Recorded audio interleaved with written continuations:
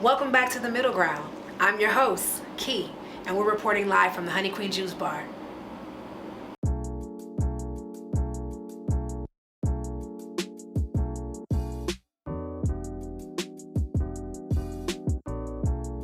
Welcome back to The Middle Ground. I'm your gracious host, Key, and these are my amazing guests. Let's jump right into it. So as you can see, today I am joined with the fellas. I am so excited to be here. It's been a while. We have been waiting to get in contact with an all-male cast so that we can ask some questions. Because these questions come directly from black women. I'm sure you guys see that it seems nowadays that there is a gender divide between black men and black women. It's no secret that there are a lot of toxic platforms from both genders that kind of promote division between the genders, and it's making it hard for people to unite and come together. It's making it hard for dating, and it's making it hard for people who actually want to see, black people in a good place. So we can jump right into it. One of the main questions that was asked from our lady viewers is, it seems like black men have, and they use the word hate for black women. A lot of black men may disagree with that, but as a black woman, I can say that personally, obviously black men don't hate black women, right? But I would have to go ahead and say that if we're talking about generally speaking, I see how some black women may feel like there is a hate coming from black men. And I'm gonna pose that question to you gentlemen. Do you feel, or do you see it in our community, or maybe not personally with you, because it's never us, right? But in the community, do you think that there is a hatred coming from the black male populace towards black women? Now, I won't use the word hate, right? Now, to each his own, from both parties. You got females who feel that black men, ain't shit. And then you got some black men who feel black women ain't shit. Now, to use the word hate, that's a strong word. I don't think they know what they stand when they say hate. That's a strong, powerful word to hate somebody. Okay. So, but I think it is a misunderstanding when it comes to black men and black women. Okay. Due to the fact that in a household today, it's majority women raising black men, trying to raise a man, which we all know that they can't. Right. Right. So, due to that fact, I believe it's a problem. It's a problem the way we feel about each other. Why do you think that black women? I don't hate no woman. I don't think that no black man hate any black woman. First and foremost. Really? I think that. I don't think that. That's my opinion. Okay. It's my opinion. I could be wrong, but I don't, because I said that's a strong word. Okay. Okay, so I'm going to have to ask you a question. Do you think that, or where do you think that this feeling is coming from? Like, why would black women feel like black men hate them? Because the way that they're being treated, they're being looked at, they're being lust after, and things like that. You know what I'm saying? But at the end of the day, you got to get to the root of the problem. There's no man raising men. You feel what I'm saying? It's the streets. There's individuals out here that think they do, but don't know what a man looks like because they've never been around that type of man. They see him on TV playing in little movies and playing in little shows and things like that, but that's a gimmick. To actually be there, to actually be hands-on with a boy from birth, raising him. That's a man right there. Well, I'm going to have to push an envelope for y'all. I'm going to have to just say, how do black men show that they love black women? I have a question. What do you define? Maybe you can help us understand more. When you say, what do black women define as hate? What do black women define as hate? When they say that black men hate. So basically what they mean is that they feel that black men and social platforms go out of their way to disparage their image. So for example, the weaves, right? The extra weight, the bad attitudes. They go out of their way to make it known that they have aught to a black woman, but it's not done in a way that's like, it's not done in a conservative way. Like, okay, we want to bleed with y'all, but we do have issues with A, B, and C. It's done in a way where it's just like, these bitches is not gonna never get it together, so you might have to start looking elsewhere. So black women have now internalized that as this, okay, black men have not only verbally said it, but their actions as well show that they don't really have a strong, not only desire for black women, but a love for black women. And as a black woman, I'm gonna have to be honest. Like I said, if it wasn't for the handful of good black men that I know in my life, I would have to go ahead and agree with black women. It does feel like black men has, especially with the rise of these Kevin Samuel followers and those of his ilk, it does seem like black men have, and I'm blown away because growing up, I never felt that black men had a disdain for black women. I always felt loved and protected and appreciated by black men. It wasn't until I really started dating that I saw how vicious black men can be. But as far as my personal circles and family and friends, I've always seen the best qualities of black men. So of course I was blown away, but I can't be disingenuous and gaslight and act like there isn't a very a sad growing population of, it seems, men who are very angry with black women. They blame black women for all the ills in the community, everything from single parent homes to promiscuity to hell, black on black crime, you know. So there is a population of black men that blame black women for everything, that feel like black women is the cause for the reason why our community has not gone anywhere. And I think that black women feels that way. Now obviously we know that it's ridiculous, but this exists, and these are the men that women are interacting with on a day-to-day basis. Who are these black men?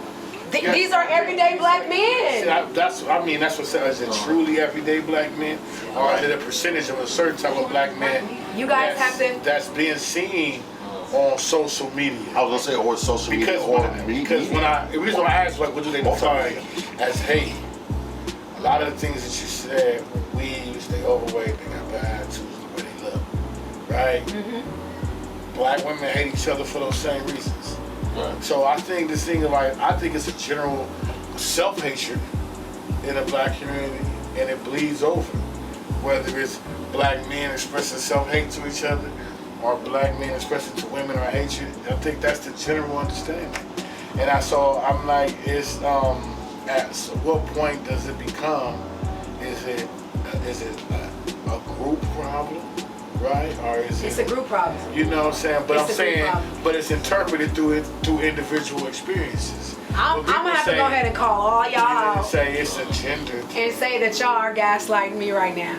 No. Because I think that collectively, black men, at least I don't know anything that black men, like for example, collectively, I'm not sure. Gaslighting is basically when someone tries to play past a point that they know to be true. That they don't want to give validation to a point. They try to act like they don't see what you're talking about. Smoke and mirrors. Exactly. Okay, so let me respond to that, right? Since we're talking about black men. Right. Now, I'm just being real. That's a belief when black men begin to voice certain things that they feel, they're often labeled as being gaslighting, or is that it's smoke and mirrors?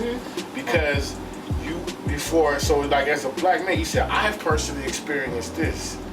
So it's like if we approach the conversation as black men, then now you can't expect me to remove my personal experience away from something that you're asking me, right? So if it becomes a thing that every time I respond to something that you're saying, it's not my personal experience, that I'm gaslighting you. No. Then no, I'm not gaslighting you. It's just that I have a different of opinion. Right. So I'm saying for me, right? I'm speaking for myself. I can't speak for any other brother right here, right? But for my personal sight or view of the issue, right? I look at it as I believe it's a problem that black people have, period, with self-hatred. And so it's like some of these hatred that we talk about, we have with each other. I do with things we have bad social outlooks on one another. As a group and as men and women.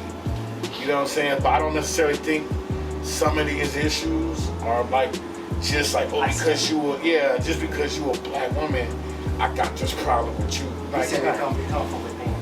And like I said, I feel like that again. If you guys are judging the community, if you guys are separating yourself, like you said, I know it's hard to separate your personal experience, but like for example, me, I can separate my personal experience from black women. I can list out the things that I've observed personally that black women do. I'm not going to gaslight black men. Black women do a lot of times have nasty attitudes. Oh, okay. They do. So I'm not going to sit up here and act like I don't witness a unusual amount of black women who sometimes their attitudes be a little janky. So let me say this, right? When I see a black man saying, so if I can admit that, that's what I'm saying. I'll be wanting y'all to admit the stuff that y'all see that black men be doing. That's what I'm saying. I'm admitting to, but from my perspective. Yes. When I see a black man hating on a black woman, right, per se, right, about her hair choice, for example. Oh, that broad wearing a weave, right? I'm saying, yeah, he feel that way, because he got a bad perception of himself. Right. He's projecting. Yeah, so because that's what I'm saying, that collective self-hatred that black men have and black women have, right? I'm saying, yeah, he gonna make fun of that chick for having that weave because he don't like himself. Because at the same time, that same dude that's clowning her for having a weave, he not gonna mess with her when her hair is in her natural state. Let's be real. You understand what I'm saying? Facts. So it's like, I'm saying, so the greater issue at hand is not really about her weave per se, it's about how you feel about himself. And also, You understand what I'm saying? Because if he had a healthy opinion of himself, then instead of clowning her for having a weave, he'll say, sister, why don't you take the weave off and grow your natural hair because I like the way you look for how you look. That's a whole nother conversation. But you don't see them men that you talking about say that. They just say, look at his old hair, we having ass bitch, or hard did that. Because that's what he just know how to do. He know how to tear down, right? But that's also a perception of how he feel about himself. Because his mom, because of the tears, his mom got one, his grandma wear a wig in church and everything else. And he don't feel that way about her. You understand what I'm saying? So it's just like, but because it's just, that's the thing. So I'm saying that the main issue at hand, what I'm saying, like when I hear sisters complain about that, like, yo, okay, you talking about a dude that don't have a good opinion of himself. I think another problem is the word that we use a lot these days because we have to focus on the terms that are current. We use this word toxicity. Yeah. Toxic. This is toxic manhood, toxic masculinity. Right. When you use that word toxicity, that's malicious intention. That person is separate from what the mass is. Right. So he is the devil in so many ways. Right. And it's so easy to slap a label on it, put it on the shelf. Right. Slap a label on and put it on the shelf. Right. We never have discussions, we never have conversations. No one ever say, let me ask you a question. Why do you feel the way you do? Why do you think that way? Why? So because you know what? That's not the easy button. Right. I'll slap that label, put it on the shelf, and call it a day. You're like, And this is what I'll shit. just say this. Instead of me asking you guys, I'm just going to tell you, as a black woman, I'm just going to speak from my experience, right? Of course. It does feel like there is a growing hatred for black women, period.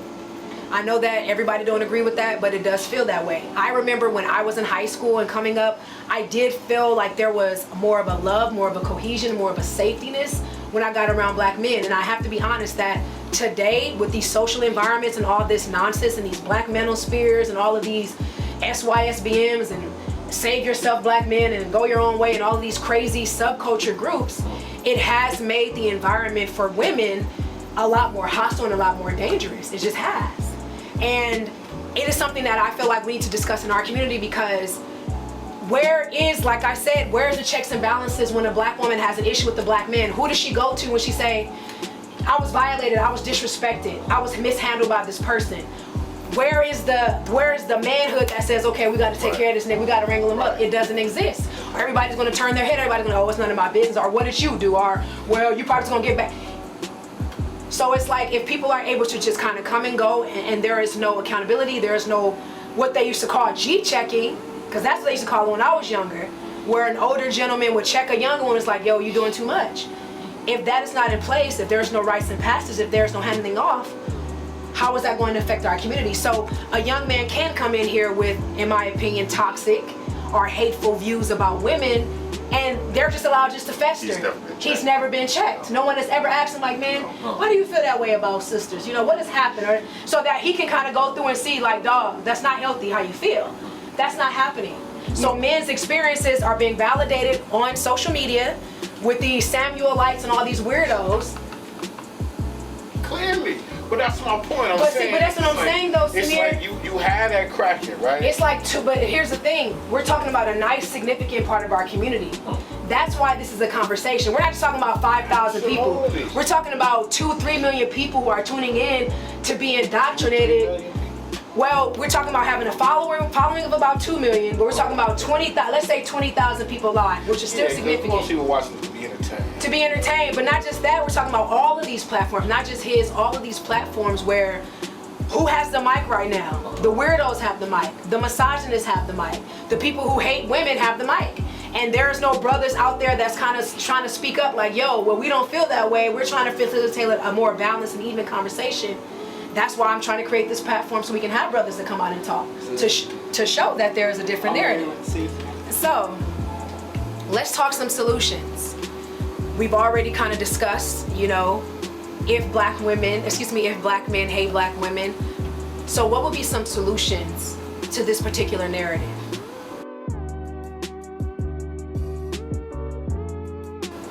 Okay, my perspective on that is we all individually got to check ourselves. Because, see, sometimes, as an example, if we're going to grow, let's say as an example, I meet a young lady right now, I'm like, hello, how you doing? She might think I'm a square. So she thinking I'm a sucker, so the response is going to be different from her. Now, the next woman might, another black woman, might take that and say, you know, you're a gentleman, how you doing today?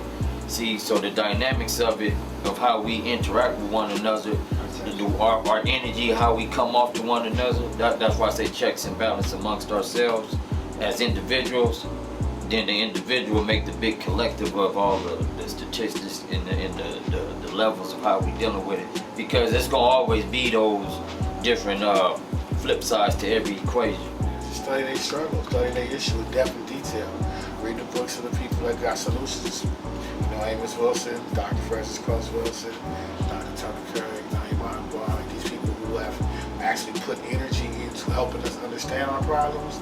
I think a solution will come is that as a group we begin to understand those problems and act on them. So a lot of these things that we experience, I believe, will go away. Okay. I think that the solution is obviously more spaces like this to where we can have more engaging conversation and just honestly just listening to one another and accepting each other's experience. But we do definitely need more black men who don't feel that way to make it known. You know, and a lot of black men don't feel like they have to. They feel like, oh, well, I don't feel that way. It's none of my business. And it's just like, that's not going to work. Like, we need if you're not a weirdo or if you don't have those same sentiments, we need the people who don't feel that way. We need their voices to be amplified because it does matter. And right now, it seems like the weirdos got the mic.